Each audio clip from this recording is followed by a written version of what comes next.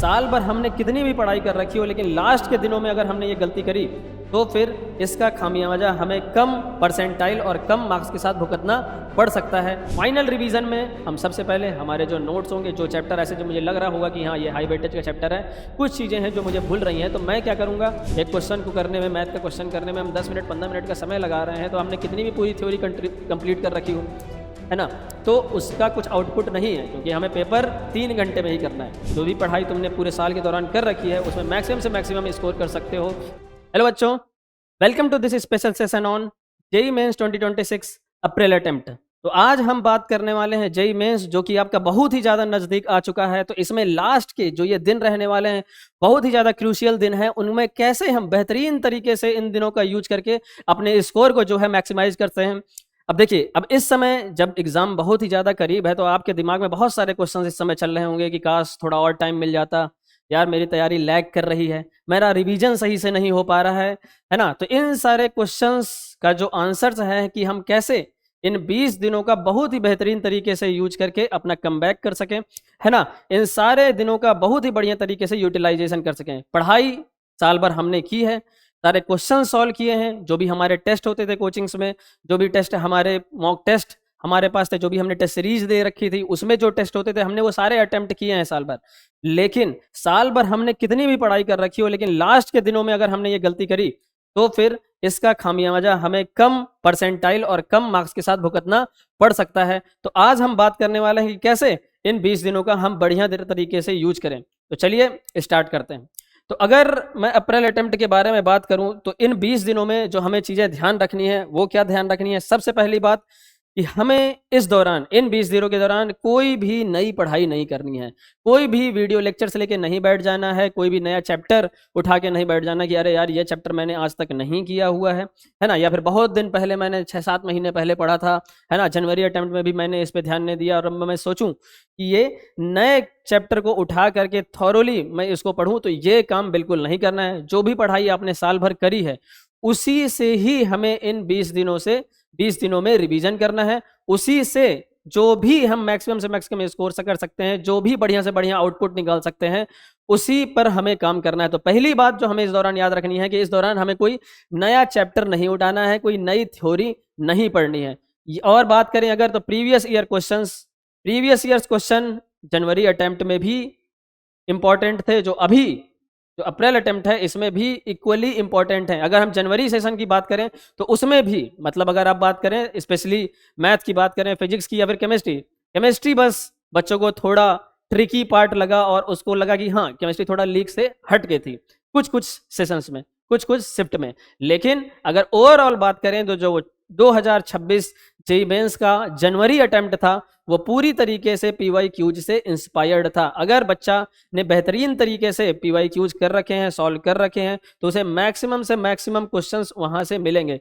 कुछ क्वेश्चंस की बात नहीं, पर मैक्सिमम क्वेश्चन की मैं बात कर रहा हूं, जिसमें आपके श्योर शॉट 99 परसेंटाइल से ऊपर और बेस्ट रैंक प्रोड्यूस कर सकते थे। तो वो जो गलतियां हमने जनवरी अटेम्प्ट में करी है वो अब हमें इस दौरान नहीं करनी है, इसीलिए आज ये स्पेशल सेशन रखा गया है। तो बात करें तो हमें प्रीवियस ईयर पेपर्स पे ध्यान देना है। मॉक टेस्ट का बहुत बड़ा रोल था, है ना, जिसने भी लास्ट के 20 दिनों में केवल ऐसा सोचा कि हम केवल पढ़ाई करके रख लेते हैं, सारी चीजें मैं याद कर लूंगा, है ना, जितनी सारी चीजें हैं थ्योरी रिवाइज कर लेता हूँ, फॉर्मूला रिवाइज कर लेता हूँ, केवल इसी बात पर स्टिक रहा और उसने लेकिन मॉक टेस्ट नहीं लगाए। एग्जाम में जो होने वाला है टाइम बाउंडेड मैनर में प्रैक्टिस नहीं करी है, तो बच्चा वो एग्जाम में सफर करने वाला है। तो इसीलिए हमें मॉक टेस्ट भी इस दौरान पूरी तरीके से मॉक टेस्ट पे ध्यान देना है और उसको अटेम्प्ट करना है। और जो तीसरी बात, इन मॉक टेस्ट के दौरान जो गलतियां हुई हैं उन गलतियों पर भी हमें काम करना है, कि जो गलतियां हम यहां पर कर लें, जो भी गलतियां मुझे इस दौरान करनी है, जो भी गलतियां एग्जाम्स में मॉक टेस्ट के दौरान होंगी, जो भी गलतियां मैं कर सकता हूं, वो मैं गलतियां केवल और केवल क्या कर लूं, अपने मॉक टेस्ट के दौरान ही कर लूं, ताकि एग्जाम हॉल में वो गलतियां मुझसे रिपीट ना हो। तो इन बातों में, इन चीजों में हमें ध्यान रखना है और इन बातों पर हम थोड़ा डिटेल में बात कर लेते हैं। अगर मैं बात करूं कि इन 20 दिनों का किस प्रकार से हमें यूटिलाइज करना है, तो इसके लिए मैंने क्या किया है कि इन 20 दिनों को आपको सबसे पहले 3 फेज में डिवाइड करना है। पहला फेज जो होने वाला है, जो पहला फेज आपका होने वाला है वो 1 से 6 दिन का, है ना। पहले 6 दिनों में आपको देखिए क्या करना है, क्या बोला हुआ है, foundation repair and high weightage chapter focus. तो इस दौरान जो हाई वेटेज वाले चैप्टर हैं, जो मेंस में ज़्यादा तरीके से पूछे जा रहे हैं, बहुत ही ज़्यादा पूछे जा रहे हैं। अभी मैं आगे आपको इनकी लिस्ट भी दिखाऊंगा कि जेईई मेंस के जनवरी अटेम्प्ट में कैसे कैसे चैप्टर्स का वेटेज रहा है ना। एक एक चैप्टर से पूरे 10 शिफ्ट के दौरान कहीं 15 क्वेश्चन, 16 क्वेश्चन या 20 क्वेश्चन पूछे गए हैं। तो यानी कि वो हाई वेटेज वाला 20 क्वेश्चन आने का क्या मतलब है कि हर एक शिफ्ट में एक से ज्यादा क्वेश्चन पूछे जा रहे हैं। तो वो चैप्टर जो है वो हाई इंपॉर्टेंस के हैं और उन चैप्टर्स पे हमें इन 6 दिनों के दौरान फोकस करना है। ठीक है, तो पहला 1 से 6 दिन हमें कॉन्सेप्ट पॉलिशिंग करनी है, जो हमने साल भर पढ़ रखा है उसी को फिर से एक बार बेहतरीन तरीके से एक फाइनल रिवीजन देना है। फाइनल रिवीजन में क्या क्या चीजें करने वाले हैं? फाइनल रिवीजन में हम सबसे पहले हमारे जो नोट्स होंगे, जो चैप्टर ऐसे जो मुझे लग रहा होगा कि हाँ ये हाई वेटेज का चैप्टर है, कुछ चीजें हैं जो मुझे भूल रही हैं, तो मैं क्या करूंगा, शॉर्ट नोट्स के थ्रू इन चैप्टर्स को रिवाइज करके, है ना, या फिर जो भी सोर्स है मेरे क्लास नोट्स हैं उनके थ्रू इसको रिवाइज करके इनके जो PYQs हैं, जो मोस्ट रिपीटेड PYQ हैं, जो लास्ट के 2 से 3 सालों में देखे गए हैं, उनका रिवीजन आपको करना है। तो पहले 6 दिनों में तीनों सब्जेक्ट में यही काम करना है कि फिजिक्स, केमिस्ट्री, मैथ में 1 से 6 दिन के दौरान अपने शॉर्ट नोट्स, फॉर्मूले शीट, ये सारी चीजें पढ़ के PYQs जो हैं, जो कि मोस्ट रिपीटेड हैं, और केवल और किसी सोर्स की तरफ हमें नहीं भागना है कि मैं ये वाली बुक उठा लेता हूं या फिर फलानी जगह पर यहाँ पर क्या हुआ है कि एक नए टाइप के क्वेश्चंस दिए जा रहे हैं, ये क्वेश्चन कर ले रहा हूँ, किसी ने आपको दे दिया कि मोस्ट एक्सपेक्टेड 300 क्वेश्चन की लिस्ट की यही आएगा, है ना। तो इन सारे फेर में ना पढ़ करके हमें केवल और केवल PYQs पर ही फोकस करना है। आप अगर जनवरी अटेम्प्ट का ही PYQs उठा के देख लोगे, जनवरी अटेम्प्ट के क्वेश्चन उठा के देख लोगे, तो तुम्हें मिलेगा कि उसमें भी 2025, 2024, 2023, 22 इनके ही PYQs से सिमिलर क्वेश्चन देखने के लिए मिले हुए हैं। ठीक है, तो अगले अब 7 से 16, है ना, 7 से 16 दिनों के बीच में अभी क्या करना है, इन 6 दिनों के दौरान हमने जो भी हमारे हाई वेटेज के चैप्टर थे, प्रायोरिटी A वाले चैप्टर थे, प्रायोरिटी B वाले चैप्टर थे, इनको बढ़िया तरीके से पढ़ा, रिवाइज किया, इनके PYQs सॉल्व किए, जो भी मोस्ट इंपॉर्टेंट PYQs थे, लास्ट के जो 2-3 साल के PYQs थे उनको बेहतरीन तरीके से रिवाइज किया। और उसके बाद हम शिफ्ट करेंगे अपने फेज 2 में। फेज 2 क्या करेगा, मॉक टेस्ट डोमिनेंस। तो इस दौरान हमें केवल मॉक टेस्ट ही लगाने हैं। अब मॉक टेस्ट लगाना है, किस पैटर्न में लगाने हैं? अब मॉक टेस्ट लगाते समय सबसे पहली बात ये ध्यान रखनी है कि आपको जो मॉक टेस्ट हैं वो तो टाइम बाउंडेड मैनर में चलेंगे ही चलेंगे, लेकिन जिन आवर्स के दौरान हमारा एग्जाम होता है, जिन आवर्स के दौरान हमारा जेईई मेंस होता है, मॉक टेस्ट को उन्हीं आवर्स के दौरान अटेम्प्ट करना है, जैसे 9 से 12 बजे तक या 3 से 6 बजे तक। इस टाइप की सेटिंग बना करके हमें मॉक टेस्ट को अटेम्प्ट करना है, क्योंकि अगर हमारी बॉडी इस टाइम पर, हमारा दिमाग इस टाइम पर वर्क करने का आदी हो गया, तो ये चीज़ें आपको जो एग्जाम हॉल है वहां पर मदद करने वाली है। ठीक है, तो इसलिए हमें 7 से 16 दिन के दौरान रोज एक मॉक टेस्ट देना ही देना है। तो 3 घंटे पूरे एग्जामिनेशन के माहौल में, है ना, पूरे कंसंट्रेशन के साथ हमें ये मॉक टेस्ट अटेम्प्ट करना है। तो डेली मॉक्स विद थॉरो एनालिसिस। अब सबसे बड़ी बात यही है, अब देखिए, अब मैंने इसमें पढ़ने वाला कोई पोर्शन नहीं रखा हुआ है। 6 दिन के दौरान आपने खूब पढ़ाई कर ली, जो आपको PYQs करने थे आपने किए, जो PYQs आपने पहले कर रखे थे उनका रिवीजन भी आपने इन 1 से 6 तारीख के बीच में कर लिया, 1 से 6 दिन के बीच में कर लिया। अब इस दौरान क्या होने वाला है, आपको मॉक टेस्ट आपने दिया, मान लीजिए आपने 9 से 12 बजे तक अपना मॉक टेस्ट दिया, उसके बाद आता है उसका एनालिसिस पार्ट। अब एनालिसिस हमें कैसे करना है, एनालिसिस वाले पार्ट में हमें क्या करना है, एनालिसिस पार्ट वाला जब हम देखेंगे तो उसमें हमें जो भी हमने क्वेश्चंस करे हैं उसमें क्या क्या गलतियां करी हैं, हर एक क्वेश्चन फिर से गो थ्रू करना है, हर एक क्वेश्चन के थ्रू हमें फिर से गुजरना है और देखना है कि क्या गलतियां उस दौरान हुई हैं, जो क्वेश्चंस गलत हुए हैं, है ना। तो गलत हुए होंगे तो या तो वो कुछ नया कॉन्सेप्ट यूज हुआ होगा, उसमें नई थ्योरी लगी होगी, है ना, या 2-3 कॉन्सेप्ट को मिक्स करके उसे नया क्वेश्चन फ्रेम किया होगा। तो ये सारी बात हमें क्या करनी है, फिर से एक बार देखनी है।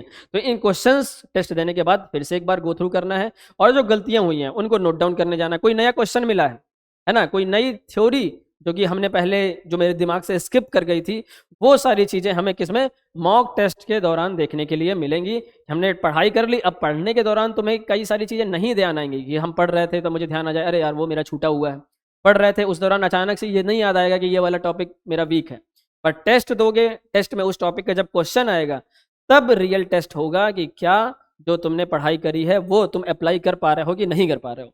ठीक है, तो फिर जब मॉक टेस्ट हम दे रहे होंगे 7 से 16वें दिन के दौरान, तो टेस्ट देने के बाद एक एक क्वेश्चन के थ्रू टेस्ट देने के बाद हमने स्कोर चेक किया। डिमोटिवेट नहीं होना है उस स्कोर से, है ना। वो स्कोर एक रिफ्लेक्शन है कि कहाँ पर स्टैंड कर रहे हो, ठीक है। अब इसीलिए तो हम टेस्ट दे रहे हैं, ताकि हमें अपनी गलतियां पता चले और हम उन गलतियों से सीख कर नेक्स्ट जो टेस्ट देने वाले हैं उसमें क्या कर सके, इंप्रूवमेंट कर सके। तो जैसे ही मैंने टेस्ट दिया, तो टेस्ट देने के बाद 2 घंटे बैठ के, 3 घंटे बैठ के उसका क्या करना है, एनालिसिस करना है और ये देखना है कि क्या गलतियां हुई, क्या कहीं किसी के क्वेश्चन में कैलकुलेशन मिस्टेक हुई है, तो उसको भी एक सिंपल पेजेस बना के, कुछ पेजेस या फिर शॉर्ट बुक में रख करके वो सारी बातें हमें नोट डाउन करनी है। क्या नोट डाउन करना है, क्या इसमें कैलकुलेशन मिस्टेक कहीं पर हो रही है, फॉर्मूले कहीं पर भूल रहे हो, है ना। कोई कुछ क्वेश्चन ऐसा था जो तुम्हें आउट ऑफ द बॉक्स था, बिल्कुल ही तुम्हें पढ़ने में ही नहीं समझ में आया, तो वो सारी बातें तुम्हें नोट डाउन करनी है। अब मॉक टेस्ट दिया है तो साथ ही साथ मॉक टेस्ट देने के बाद आपको उसका सॉल्यूशन तो अवेलेबल हो जाएगा। अब उन सॉल्यूशन से हमें सीखना है, ठीक है। एक क्वेश्चन ऐसा मिलेगा, मान लीजिए इस 75 क्वेश्चन के दौरान 45 क्वेश्चन आपने सही कर लिए और कुछ 30 क्वेश्चन ऐसे थे जिसका आपको कोई आइडिया नहीं था, तो हमें ये माइंडसेट बना के ये एनालिसिस करना है कि चलो इस पेपर से मुझे 30 नई चीज़ें सीखने के लिए मिली हैं। इसी तरह आप जब 10 दिन ये काम करोगे तो बहुत सारी ऐसी चीज़ें मिल जाएंगी जो आप सीख चुके होंगे और क्या पता वही चीज़ एग्जाम में रिफ्लेक्ट हो, ठीक है। तो इस दौरान, एनालिसिस के दौरान ये सारी बातें हमें बढ़िया तरीके से करनी है। और लगा अगर किसी टॉपिक्स का हमें क्या हुआ, क्वेश्चन भूला है ना, कोई क्वेश्चन समझ में नहीं आया, कोई थ्योरी भूली है, तो उस 2 घंटे के एनालिसिस के बाद बैठ करके उन पर्टिकुलर टॉपिक्स को हमें पढ़ना है, उन पर्टिकुलर टॉपिक्स को हमें रिवाइज करना है और अगले टेस्ट के लिए तैयारी पूरी करनी है कि जो अगले दिन मैं टेस्ट देने वाला हूं उसके लिए इन गलतियों से सीख के मैं अपने आप को प्रिपेयर करूं। आज अगर मेरा 40 अटेम्प्ट हो पा रहा था, 45 अटेम्प्ट हो पा रहा था, तो कल मुझे उससे बढ़िया ही अटेम्प्ट करना है, उससे बढ़िया ही रैंक प्रोड्यूस करनी है, ठीक है। तो इन सारी बातों का 7 से 16वें दिन के दौरान याद रखना है। अब बात करते हैं लास्ट के 4 दिनों की, जहां पर आपको इन सारी चीजों को, जो ये 1 से लेके 16 दिन तक आपने ये सारी चीजें सीखी हैं, ये इनको कंसोलिडेट करने का वक्त होगा। इस दौरान क्या कर रहे होंगे, हम रिवीजन कर रहे होंगे। किस चीज का रिवीजन कर रहे होंगे, यहाँ पे जो हम पीवाईक्यूज कर रहे थे, यहाँ जो हम पीवाईक्यूज कर रहे हैं हमने, तो यहाँ पर पीवाईक्यूज करने के दौरान हम क्या कर रहे हैं, इन क्वेश्चंस को, जो भी हमें बढ़िया क्वेश्चंस मिल रहे हैं, जो बढ़िया थ्योरी मिल रही है, उसको हम मार्क करते चले जाएं। कुछ एक्स्ट्रा ऑर्डिनरी टाइप का कॉन्सेप्ट दिखा, उसको भी हमने मार्क कर लिया, ताकि क्योंकि इन लास्ट 4 दिनों में हम क्या कर पाए, उसका रिवीजन कर पाए। तो इस दौरान जो भी हमें नई चीजें मिली, जो फॉर्मूले ऐसे थे जो थोड़े भूल रहे थे, तो उनका सबसे पहले मैं क्या करूंगा, उनको सबसे पहले यहाँ पर याद करूंगा, ठीक है। और इन 7 से 16 दिन के दौरान भी जो इम्प्रूव करने वाले टॉपिक्स मिले, जो फॉर्मूले, जो चैप्टर ऐसा लग रहा था कि जिनकी थ्योरी मुझे भूल रही है, जो चैप्टर से वाइज नहीं कर पा रहा हूँ, उनको इनके दौरान रिवीजन करना है। रिवीजन करना है, इन पूरे 1 से 16 दिन को ओवरव्यू करना है और अपनी प्रिपरेशन को फाइनल टच देना है। याद रखें कि इन लास्ट दिनों में नया टेस्ट अटेम्प्ट करने की कोशिश ना करें। ये 10 टेस्ट हैं, इनको आप बेहतरीन तरीके से अटेम्प्ट करें और इनसे सीखें, ठीक है। टाइम बाउंडेड मैनर में प्रैक्टिस करने की आदत डालें कि इस दौरान भी, जब फेज 1 के दौरान भी जब आप प्रैक्टिस कर रहे हो, तो उसमें भी आप टाइमर लगा के ही प्रैक्टिस करें। पीवाईक्यूज की जो प्रैक्टिस कर रहे हो, टाइमर लगा के ही प्रैक्टिस आपको करनी चाहिए, क्योंकि अल्टीमेटली हमें जो काम करना है वो फिजिक्स, केमिस्ट्री, मैथ में तो करना ही है, लेकिन एक चौथी चीज भी है, वो है टाइम मैनेजमेंट। इस पर भी काम करना है। हमने कितनी भी पढ़ाई कर रखी हो, लेकिन अगर हम टाइम पे क्वेश्चन नहीं अटेम्प्ट कर पा रहे हैं, एक क्वेश्चन को करने में, मैथ का क्वेश्चन करने में हम 10 मिनट 15 मिनट का समय लगा रहे हैं, तो हमने कितनी भी पूरी थ्योरी कंप्लीट कर रखी हो, है ना, तो उसका कुछ आउटपुट नहीं है, क्योंकि हमें पेपर 3 घंटे में ही करना है, ठीक है। तो टाइम बाउंडेड मैनर में प्रैक्टिस करना बहुत ही ज्यादा इंपॉर्टेंट है, ठीक है। अब ये 3 फेजों पे हमें इस दौरान काम करना है। तो अगर बात करें कि 1 to 6 में, अब सब्जेक्ट वाइज अगर बात कर लें, तो सब्जेक्ट वाइज में फिजिक्स में अगर बात करें, है ना, तो फिजिक्स की अगर बात करें, तो फिजिक्स में हमें जो भी हाई वेटेज वाले टॉपिक्स हैं उनका रिवीजन करना है ना, उनके पीवाईक्यूज के थ्रू हमें क्या करना है, रिवीजन करना है। अगर बात करूं तो एक छोटा सा कॉन्सेप्ट क्या होता है, आरटीक्यू, रिवीजन थ्रू क्वेश्चन। हमने नोट्स पढ़ लिए, हमने सारी थ्योरी पढ़ ली है, अब हमें क्या करना है, रिवीजन जो करना है वो आरटीक्यू और पीवाईक्यूज के थ्रू ही हमें क्या करना है, सारा रिवीजन करना है। जो भी आपने, है ना, शॉर्ट नोट्स बना रखे थे, वो सारे रिवाइज करके क्वेश्चंस करने हैं, ठीक। तो ये फिजिक्स में ये काम हो गया। केमिस्ट्री में क्या बात कर रहे होंगे, केमिस्ट्री में जो हम बात करने वाले हैं, केमिस्ट्री में, है ना, सारी याद करने वाली जो चीज़ें हैं, लर्न करने वाली जो चीज़ें हैं, उन पे हमें क्या करना है, फिर से एक बार नज़र दौड़ानी है। इन 1 से 6 चीज़ों के दौरान जो भी हमने साल भर पढ़ा है ना, उस दौरान हमने मार्क किया होगा कि ये वाला क्वेश्चंस, ये वाला टॉपिक थोड़ा अलग इम्पैक्ट रखता है जेईई मेंस में। तो इस चीज़ को हमें क्या करना है, रिवाइज करना है। और साथ ही साथ मोस्ट इम्पॉर्टेंट क्या, एनसीईआरटी का थ्रू आउट एक ओवरलुक होना चाहिए कि एनसीईआरटी आपने बढ़िया तरीके से क्या कर रखी हो, पढ़ रखी हो, क्योंकि आज भी अभी भी एनसीईआरटी से इन्फ्लुएंस्ड क्वेश्चन आपको केमिस्ट्री में देखने के लिए मिलेंगे। ठीक है, मैथ्स की बात करें तो इसमें प्रैक्टिस प्रैक्टिस एंड प्रैक्टिस, ठीक, और साथ ही साथ PYQs के थ्रू प्रैक्टिस और टाइम बाउंडेड मैनर में, क्योंकि यहाँ पर हमारे पास क्या होता है ना, यहाँ पर क्या होता है, यहाँ पर जो है वो लेंदी क्वेश्चंस हमें देखने के लिए मिल रहे होते हैं। तो यहाँ पर हमें इन तीनों सब्जेक्ट में पर्टिकुलरली इन दो चीज़ों की बेहतरीन तरीके से ध्यान रखना है। तो बात करें अगर प्रायोरिटी की, तो जो हाई वेटेज चैप्टर है, ये जो एनालिसिस यहाँ पर है, ये केवल और केवल आपके 2026 के जनवरी अटेम्प्ट का एनालिसिस मैं यहाँ पर आपके सामने लेके आया हूँ। इसमें आप देखिए कि फिजिक्स में अगर बात करें तो पूरी 10 शिफ्ट के दौरान करंट इलेक्ट्रिसिटी में 20 क्वेश्चन देखने के लिए मिले, रे ऑप्टिक्स में 20 क्वेश्चन देखने के लिए मिले, रोटेशन से 18 क्वेश्चन देखने के लिए मिले, मैथ्स में अगर बात करें तो सीक्वेंस एंड सीरीज से 17 क्वेश्चन देखने के लिए मिले, मैट्रिक्स एंड डिटरमिनेंट में 16 क्वेश्चन देखने के लिए, 3D ज्योमेट्री में 15 क्वेश्चन देखने के लिए मिले, और सिमिलरली देखिए जीओसी से 21, कोऑर्डिनेट कंपाउंड से 19 और एमीन से 18 क्वेश्चन देखने के लिए मिले, है ना। तो आप देखिए कि इन सारे क्वेश्चंस को अगर आप एडअप करें तो देखेंगे क्वेश्चंस का जो पेपर का मेजर पोर्शन है वो इन्हीं चैप्टर से ही भरा हुआ है। तो अगर हम इन चीज़ों को, इन चैप्टर्स को अगर बढ़िया तरीके से रिवाइज कर रखे हैं, सारी चीज़ों को बढ़िया तरीके से देख रखे हैं, तो इन चैप्टर्स पे फोकस करके हम अपने स्कोर को क्या कर सकते हैं, मैक्सिमाइज कर सकते हैं। तो सबसे पहला बात कि 1 से 6 दिन के दौरान हमें इन चैप्टर्स पे बहुत ही ज़्यादा टाइम डिवोट करना है, बहुत ही ज़्यादा इनकी प्रैक्टिस करनी है। तो सबसे पहली जो प्रायोरिटी रहेगी, ये रिवीजन के दौरान ये वाले चैप्टर्स रखने वाले हैं। ये जनवरी अटेम्प्ट 2026 का ही ये एनालिसिस है कि इसमें किस टॉपिक से कौन से क्वेश्चंस देखने को मिले हैं। ठीक है, और अगर बात करें तो प्रायोरिटी बी की बात करें तो प्रायोरिटी बी में देख लीजिए कि जिनसे 8 से 9 क्वेश्चन, 7 क्वेश्चन, 8 क्वेश्चन, 9 क्वेश्चन, है ना, 7 क्वेश्चन, 6 क्वेश्चन, तो इस टाइप के क्वेश्चन। अब देखिए मान लीजिए अगर 8 से कम है ना, 10 से कम अगर हमें क्वेश्चंस देखने के लिए मिल रहे हैं किसी चैप्टर्स के, तो इसका मतलब क्या है कि हाँ, कि एक या उससे कम क्वेश्चंस जो है हमें देखने के लिए मिला है जनवरी अटेम्प्ट में, है ना। तो दूसरे प्रायोरिटी में हमारे ये वाले चैप्टर्स रहेंगे। और तीसरी प्रायोरिटी जिससे हमारे 2 से 4 क्वेश्चन पूरे 10 शिफ्ट के दौरान 2 से 4 क्वेश्चन देखने के लिए मिले हैं, वो हमारी तीसरी प्रायोरिटी रहेगी। लेकिन रिवाइज सारी चीज़ें करके जानी है, ध्यान थोड़ा ए और बी वालों को ज़्यादा देना है, कोई भी चीज़ छोड़नी नहीं है। क्या पता आप करंट इलेक्ट्रिसिटी का बहुत बढ़िया तरीके से प्रैक्टिस करके गए पर ऐसा क्वेश्चन, टफ क्वेश्चन आ गया, ठीक है, लेकिन इधर क्या हुआ, इधर ऐसा हुआ कि मान लो आपने मैग्नेटिक प्रॉपर्टीज ऑफ मैटर का क्वेश्चन उठाया और वो बहुत ही आसान थ्योरी का क्वेश्चन आ गया जो आपको सीधे केवल टिक करना था। अल्टीमेटली हमें चाहिए क्या, हमें तो केवल 4 नंबर ही चाहिए ना। अब वो चाहे करंट इलेक्ट्रिसिटी का क्वेश्चन करके आए या मैग्नेटिक प्रॉपर्टीज ऑफ मैटर का क्वेश्चन करके आए, तो फिर प्रायोरिटी है कि ए और बी को हम बढ़िया तरीके से पढ़ें, लेकिन इनको एकदम से नेग्लेक्ट नहीं कर देना है। एटलीस्ट तुम्हें इसके फॉर्मूले, सारी थ्योरी याद तो होनी ही चाहिए कि अगर आसान क्वेश्चन अगर इनसे बन रहा है तो हम उसको बेहतरीन तरीके से क्या कर सकें, हिट कर सकें। ठीक है, तो जब ए और बी वाले चैप्टर्स में आपकी मास्टरी हो जाए तो फिर हमें क्या करना है, इन सी वाले चैप्टर्स पे ध्यान देना है। ठीक है, तो फिर अब 7 से 16 दिन के दौरान ये वाली बातें भी मैं आपसे कर रखा हूँ कि डेली फुल मॉक टेस्ट देना है। ठीक है, थॉरो एनालिसिस करना है, सारी बातें नोट डाउन करनी है, क्या क्या बातें जो सिली मिस्टेक्स इस दौरान हमसे हो रही थी, क्या मिस्टेक्स कि कैलकुलेशन एरर हो रहा है या फिर हमने क्वेश्चंस पढ़ने में मिसरीड कर दिया। अब मिसरीडिंग कौन सी होती है, जैसे करेक्ट या पूछा है कि इनकरेक्ट पूछा है, ट्रू स्टेटमेंट पूछा है, फॉल्स स्टेटमेंट पूछा है ना। तो ये सारी बातें हमें इस दौरान देखनी है। ठीक, साथ ही साथ कॉन्सेप्ट का मिस्टेक कि हमें कोई फॉर्मूला था जिसकी कुछ लिमिटेशन है कि ये इस दौरान ही लगाना है और हमने कहीं और यूज करके गलत आंसर पे पहुंच गए, तो इन सारी चीज़ों का एनालिसिस इन 7 से 16 दिन के दौरान टेस्ट देने के बाद करना है। और यही चीज़ एग्जाम हॉल में आपके साथ सबसे ज़्यादा साथ देने वाली है ना। आपने अगर अपनी गलतियां देख ली हैं तो एग्जाम देते समय जो फाइनल डे होगा उस दिन आपको एटलीस्ट इन गलतियों का ध्यान होगा और आप ध्यान में रखोगे कि यार 7 से 16 दिन के दौरान जो मैंने 10 मॉक टेस्ट दिए हैं उसमें ये गलतियां देखने के लिए मिली हैं, अब इन गलतियों को मुझे रिपीट नहीं करना है।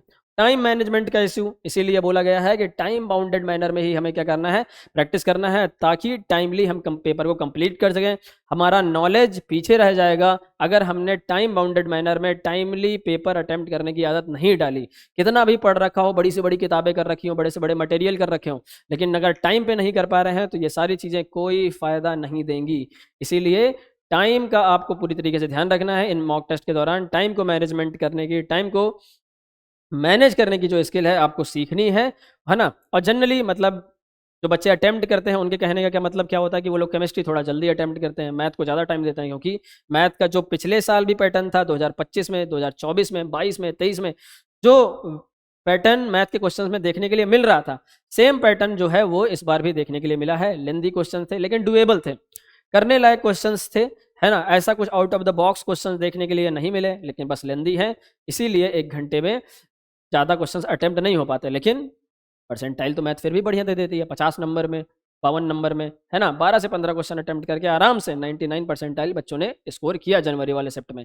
तो इन बातों को आपको बेहतरीन तरीके से ध्यान देना है, ठीक है। और लास्ट 17 से 20 दिन में बात करें तो क्या बात करने वाले हैं हम कि शॉर्ट नोट्स का हमें रिवीजन करना है, प्रीवियस ईयर पेपर जो हमने स्टाफ मार्क क्वेश्चन किए थे उनका रिवीजन करना है, एनसीईआरटी का रिवीजन, पीवाईक्यूज रिवीजन, जो पढ़ने वाली बात है, हल्की फुल्की पढ़ाई हमें इस दौरान करनी है, ठीक है। लेकिन जो प्रॉपर जो पढ़ाई है हम ध्यान रखें कि इस दिन के दौरान ही करें, जिस दौरान पेपर हमारा होना है 9 से 12, है ना, 3 से 6, इस दिन वाले शिफ्ट में ही हम क्या कर रहे हो, पढ़ाई कर रहे हो। रात वाली स्टडीज़ को इन दिनों के दौरान हमें अवॉइड करना है ना, क्योंकि हमें रात रात भर पढ़ने की आदत है, दिन में सोने की आदत है, पर एग्ज़ाम तो हमारा दिन ही में होना है, ठीक है। तो हमारे माइंड को, हमें बॉडी को उस हिसाब से इन दौरान इस बात पे भी, इस, है ना, क्षेत्र में भी, इस फील्ड में भी हमें काम करना है कि हम अपने माइंड को और बॉडी को उस अकॉर्डिंग ढाल सकें कि हमें जो सारी पढ़ाई करनी है, टेस्ट अटेम्प्ट करना है, एनालिसिस करना है, रिवीजन करना है, थ्योरी याद करनी है, फॉर्मूले पढ़ने हैं,